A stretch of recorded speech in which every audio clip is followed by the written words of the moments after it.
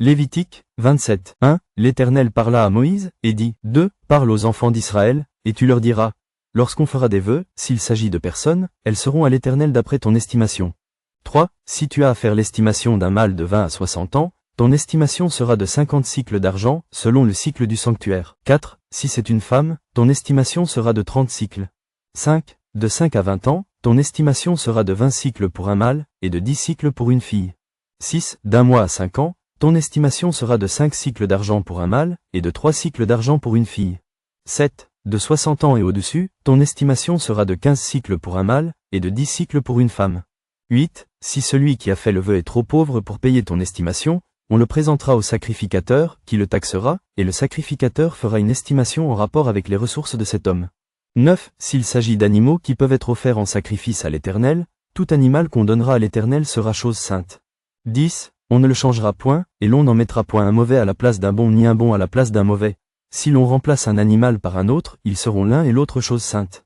11. S'il s'agit d'animaux impurs, qui ne peuvent être offerts en sacrifice à l'Éternel, on présentera l'animal au sacrificateur. 12. Qui en fera l'estimation selon qu'il sera bon ou mauvais, et l'on s'en rapportera à l'estimation du sacrificateur.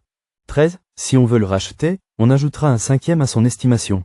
14. Si quelqu'un sanctifie sa maison en la consacrant à l'Éternel, le sacrificateur en fera l'estimation selon qu'elle sera bonne ou mauvaise, et l'on s'en tiendra à l'estimation du sacrificateur.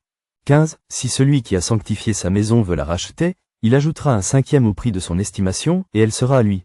16. Si quelqu'un sanctifie à l'Éternel un champ de sa propriété, ton estimation sera en rapport avec la quantité de semences, 50 cycles d'argent pour un homère de semences d'orge. 17. Si c'est dès l'année du jubilé qu'il sanctifie son champ, on s'en tiendra à ton estimation. 18. Si c'est après le jubilé qu'il sanctifie son champ, le sacrificateur en évaluera le prix à raison du nombre d'années qui restent jusqu'au jubilé, et il sera fait une réduction sur ton estimation. 19. Si celui qui a sanctifié son champ veut le racheter, il ajoutera un 5e au prix de ton estimation, et le champ lui restera. 20. S'il ne rachète point le champ, et qu'on le vende à un autre homme, il ne pourra plus être racheté. 21. Et quand l'acquéreur en sortira au jubilé, ce champ sera consacré à l'Éternel, comme un champ qui a été dévoué. Il deviendra la propriété du sacrificateur. 22. Si quelqu'un sanctifie à l'Éternel un champ qu'il a acquis et qui ne fait point partie de sa propriété. 23. Le sacrificateur en évaluera le prix d'après ton estimation jusqu'à l'année du jubilé, et cet homme paiera le jour même le prix fixé, comme étant consacré à l'Éternel. 24. L'année du jubilé, le champ retournera à celui de qui il avait été acheté et de la propriété dont il faisait partie. 25. Toutes tes estimations se feront en cycle du sanctuaire. Le cycle est de 20 guéras. 26. Nul ne pourra sanctifier le premier-né de son bétail, lequel appartient déjà à l'Éternel en sa qualité de premier-né, soit bœuf, soit agneau, il appartient à l'Éternel. 27. S'il s'agit d'un animal impur, on le rachètera au prix de ton estimation, en y ajoutant un 5e. S'il n'est pas racheté, il sera vendu d'après ton estimation.